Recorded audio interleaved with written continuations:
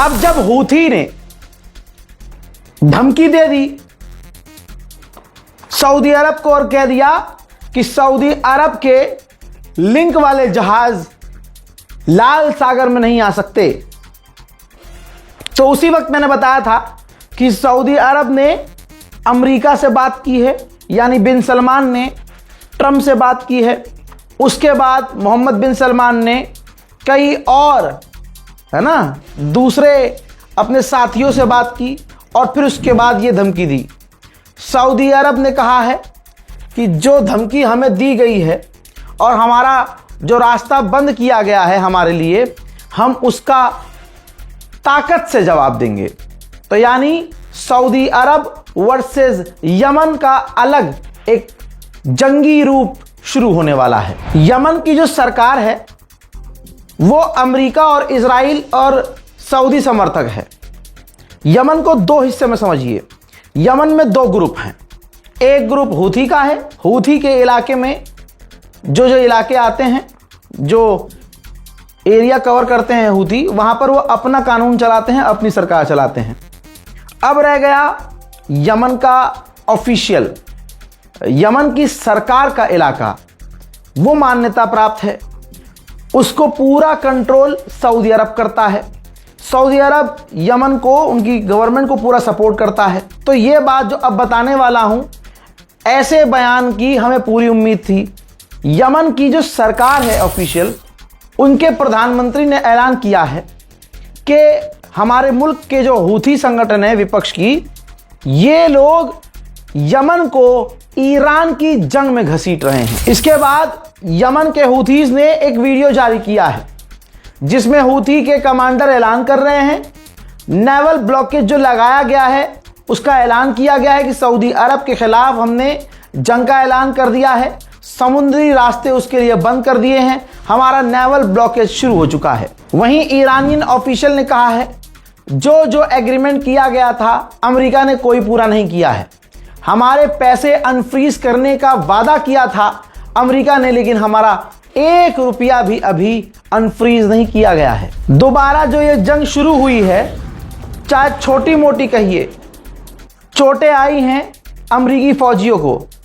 America के एक official ने कंफर्म किया है कि ये जो दोबारा जंग शुरू हुई है, इसमें अमेरिका के 100 सैनिक घायल हुए थे, जिनमें से अब तो 95% ठीक हो गए हैं और दोबारा जंग के लिए जा चुके हैं। मेरे दोस्तों, मीडिया पर सामने आकर ईरान के ऑफिशियल ने फिर से रिपीट किया है कि हमारे लिए बहुत इंपॉर्टेंट है, लेवरेज है हमारा स्ट्रेट ऑफ हॉर्मुज, दुश्मन भूल जाए कि हम उसे छोड़ेंगे। अमेरिका के ऑफिशियल ने कहा है कि डोनाल्ड ट्रंप का मन बन चुका है कि हमें ईरान पर हमले करते रहने हैं। डोनाल्ड ट्रंप जब तक चाहेंगे ईरान पर हमला होता रहेगा। डोनाल्ड ट्रंप अमरीकी जो फौजी मारे गए हैं उनका बदला ईरान से लेंगे। जो ईरान ने हमला करके एग्रीमेंट को तोड़ा है, डोनाल्ड ट्रंप हमला करते रहेंगे उसके जवाब में, जब तक ईरान सुधर नहीं जाता। एक बार फिर से रजा पहलवी हारने के बावजूद, गालियां खाने के बावजूद इंटरव्यू देता है और ईरान के अंदर फूट डलवाने की बात खुले में कर रहा है।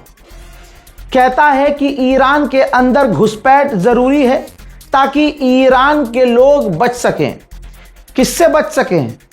तेरे बाप अमेरिका से बच सकें।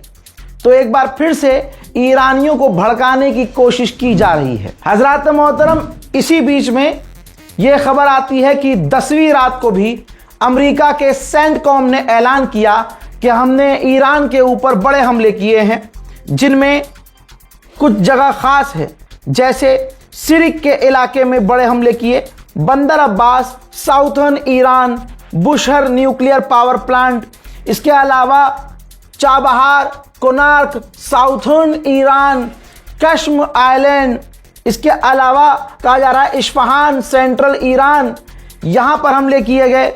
इसके अलावा माउंट डेरक का जो इलाका है वहां हमला किया गया। यानी ईरान पर जिस तरह से रोज अमेरिका हमले कर रहा है, उसी तरह से उसने बड़े हमले किए हैं। बहुत सारी मैं आपको दिखाता हूं हैंड टू हैंड खबरें। लिहाजा वीडियो इतने जल्दी नहीं आता है। एक वीडियो ईरान पर हमले का है, देखिए।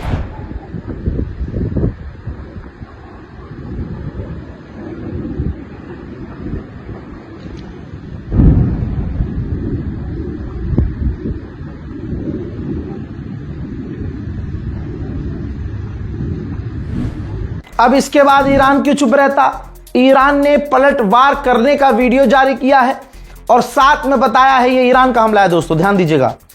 साथ में बताया है ईरान ने कि हमने कुवैत में अमेरिका का एक बेस है, आरिफ जान बेस, जो अमेरिका का बेस है, वहां पर तैनात अमेरिका का डिफेंस सिस्टम है, हमने उस पर टारगेट किया है, हिट किया है। इससे पहले के अपडेट में मैंने आपको बताया था कि ईरान ने एक टैंकर पर हमला किया है। 2 घंटे के भीतर फिर से खबर आ रही है कि ईरान ने एक और स्ट्रेट ऑफ हॉर्मुज में जो टैंकर था उस पर हमला किया है।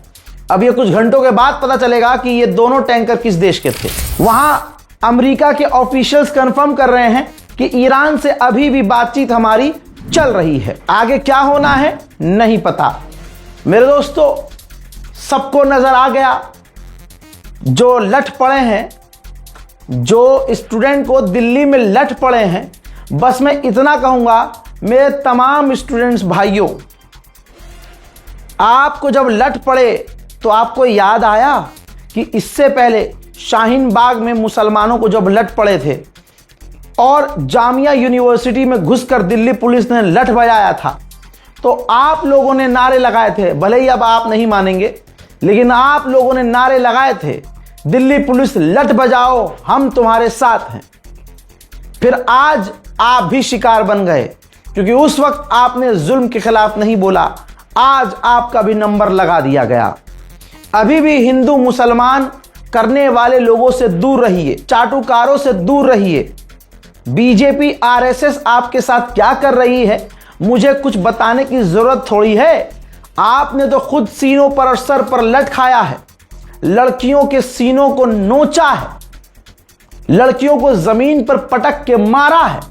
तस्वीरें ऐसी हैं कि आपका सोशल मीडिया भरा हुआ है। इसके बावजूद अगर आप अपनी आंखें नहीं खोलते हैं तो मुन्ना अभी आगे तो और बुरा हाल होगा। इस रिपोर्ट को शेयर कीजिए। जय हिंद।